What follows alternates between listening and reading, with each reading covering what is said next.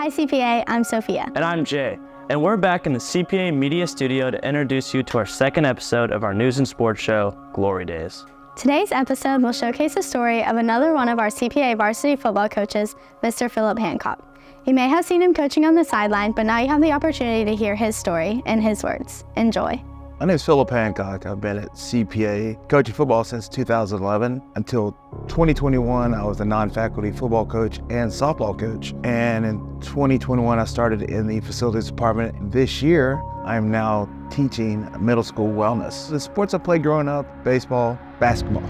My favorite was actually football. It became more of my passion because I knew that was my way from education. Another fact about me is born in the Philippines and I was adopted. I was just loved. One thing they always tell me is she'd say she'd be proud of me. She'd always tell me to love and coach us boys hard. So being adopted was different as far as society outside looking in, but in your house, you're loved as a family. CPA line, being one, is like a pride, is a family. And over the years, that's what I've learned and that's what I've loved.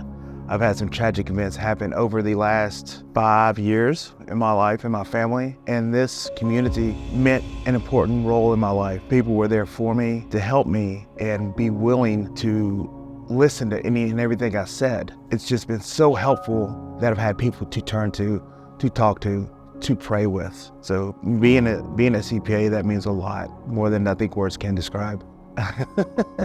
What made me come to CPA? I met with Coach Epps, talking about glory days. We try to really live our glory days. Some friends asked me to play on a semi-pro adult football team, and that's when me and Coach Epps met. And we became friends, good friends, do anything for that man. I'm a preacher's kid, grew up a preacher's kid, but coming back to CPA, being involved in football has actually helped my faith even more. My faith has really leaned on football and looking forward to being with everyone each day. Since we started the Manhood Mondays, and understanding how much more important it is to be a positive influence on these boys who become young men, that's become more important.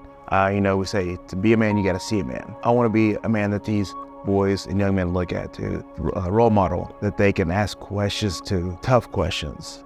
We recently had a big conversation in Manhood Monday. I led that about racism, being vulnerable to let them know that what I've had to go through, to be able to share my story. I started playing football in second grade in a small town in Oceana, West Virginia. Football was life there. I excelled. I was good. So good that when I was getting ready to leave in the fourth grade, when we moved, the high school football coach saw my talents and gave me my high school jersey that I would actually wear. And then my family finally moved to Cleveland, Tennessee, where I went to Bradley Junior High School, and I used football to make friends. So sports was my connection to people. Went on to high school to play at Cleveland High School. I ended up being team captain, ended up signing a scholarship to play football at Austin Peay, and the coaching staff there cared more about my well-being as a person. And I look back at some of my notes and some of my articles, it was that way, and I still feel that way.